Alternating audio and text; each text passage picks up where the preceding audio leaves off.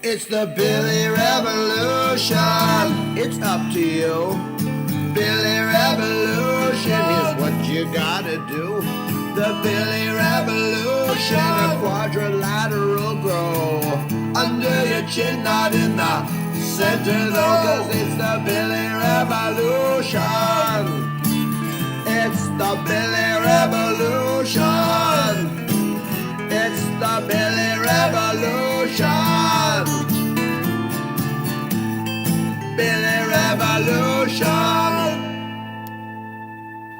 Welcome to the Billy Revolution, Season 3, Episode 2.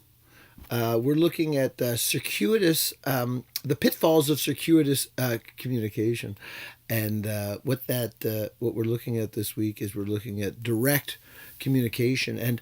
And one of the reasons we're looking at direct communication this season, we're going to focus on readings and other ideas that relate to our increased use of technology, our increased use of screens specifically.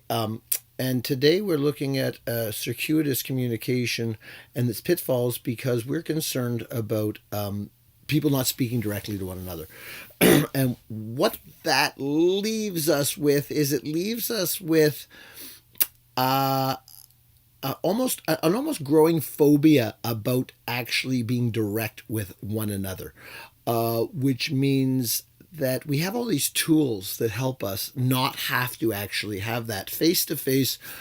You know, when you said this, it really bothered me. Or when you did this, I wish you hadn't done that.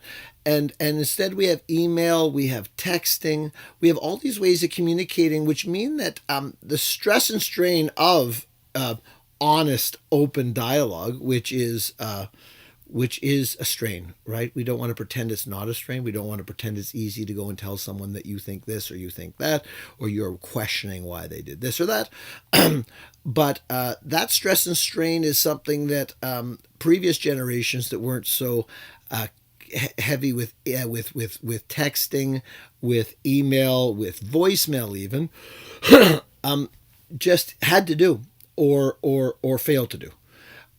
But the people that didn't fail to do it had built up a resistance to the stress, the inherent stress that will happen. The fight-flight response is a natural response to having to deal with awkward situations, awkward social situations. There's nothing fantastical about that. Humans have had to do this for millennia, and it's not a big deal. What the problem is that we're skipping that step more and more, and it's making it harder and harder to have honest talks with people, to share our opinions, to share our views, to call people on stuff. And when we fail to call people on stuff, we're really taking away a very handy tool for them to be able to rethink or to look at their behavior or their attitudes in an objective way.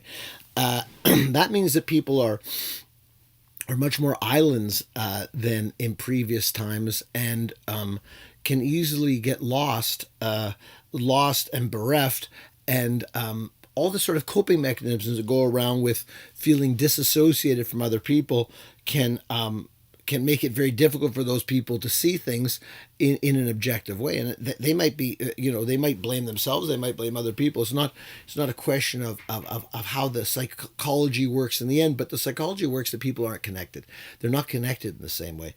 And so it's an interesting thing that we talk about people being more connected than ever, more able to find more variety, more different views.